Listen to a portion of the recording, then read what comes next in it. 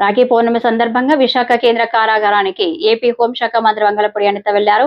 ఈ సందర్భంగా యువ ఖైదీలైన 30 మందితో పాటు జైళ్ల శాఖ అధికారులకు సైతం రాఖీలు కట్టింది. ఈ సందర్భంగా ఆమె మాట్లాడుతూ గంజాయి రవాణాలో పట్టుబడిన ఖైదీలకు అవగాహన కల్పించాం. యువత మంచి చెడులను తెలుసుకోవాలని సూచించింది. ఖైదీల జీవితాల్లో మార్పు రావాలని, తప్పుడు పనులు చేసి జైలుకు రావద్దని తెలిపారు.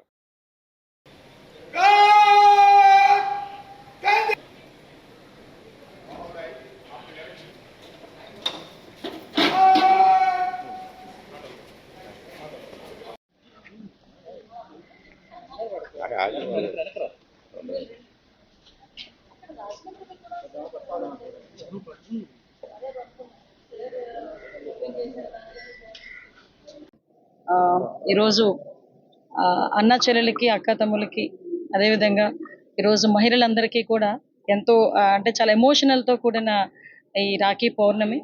అందరూ కూడా వాళ్ళ అన్నయ్యల దగ్గరికి తమ్ముళ్ళ దగ్గరికి వెళ్ళి మరీ రాఖీలు కట్టించుకొని వాళ్ళ తాలూకు ఆదరాభిమానాలు పొందడానికి అదేవిధంగా వాళ్ళ ఆశీర్వాదాలు పొందడానికి మహిళలందరూ కూడా ముందుకు వచ్చే ఒక మంచి పర్వదినం ఈరోజు ఈ కార్యక్రమాన్ని ప్రత్యేకంగా ఈరోజు సెంట్రల్ జైల్లో ఉన్న కొంతమంది ప్రిజనర్స్ తోని ఈరోజు అది నేను చేసుకోవాలి. అట్ ద సేమ్ టైం వాళ్ళకు ఒక పరివర్తన రావాలనే ఉద్దేశంతో ఇక్కడికి రావడం జరిగింది.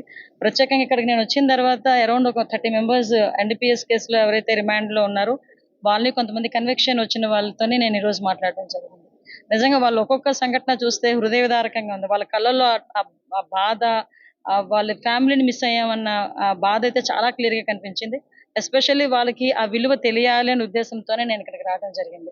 ఈ రోజు కనుక వాళ్ళ ఇంట్లోనే ఉండుంటే వాళ్ళ అక్క ఒక చెల్లో వచ్చి రాఖీ కట్టి ఒక సంబరంగా చేసుకునే ఈ పండుగ ఈ రోజు వాళ్ళు ఎవరూ లేక అనాథల్లాగా చేసిన పొరపాటుకి ప్రాయశ్చిత్తంగా ఈ రోజు జైల్లో మగ్గిపోవాల్సిన అవసరం వచ్చింది.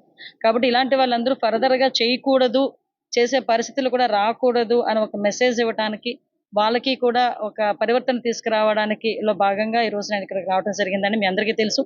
ఈగలు ప్రత్యేకంగా దీని మీద దృష్టి పెట్టి ఈ రోజు అన్ని కార్యక్రమాలు కూడా మేము చేస్తున్నాం. గంజా మీద ఉక్కుపాదం అవ్వడమే కాదు, మొత్తం అంతా క్లియర్ చేయాలని ఉద్దేశంతో ఉన్నాం. అందువల్ల ఇందాక ఒక అబ్బాయి అంటున్నాడు నాతో, అబ్బాయి అమ్మ నాకు తెలియదు, నేను మా ఇంట్లో షెల్టర్ ఇచ్చాను, అది కూడా పొరపాటు ఎన్డీపీఎస్ యాక్ట్ లో. సో అన్ని కూడా చెప్పడం జరిగింది. వాళ్ళందరూ కూడా ఒక ప్రామిస్ కూడా చేస్తున్నారు, ఫర్దర్ గా ఇలాంటి పనులు చేయమని చెప్పి. నిజంగా పరివర్తన ఎక్కడో ఒకటి నుంచి స్టార్ట్ అవ్వాలనే ఉద్దేశంతో ఈ రోజు ఈ రాఖీ పౌర్ణమి సందర్భంగా రావడం జరిగింది.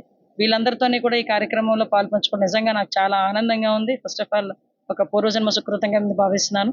ఈ అవకాశం ఇచ్చిన గౌరవ ముఖ్యమంత్రి చంద్రబాబు నాయుడు గారికి, లోకేష్ గారికి, పవన్ కళ్యాణ్ గారికి, మోడీ గారికి అందరికీ కూడా ప్రత్యేకంగా ధన్యవాదాలు తెలియజేసుకుంటున్నా. ఈ కార్యక్రమాన్ని సహకరించిన రవికిరణ్ గారు, సుబ్రహ్మణ్య గారు అందరికీ కూడా స్పెషల్ థ్యాంక్స్.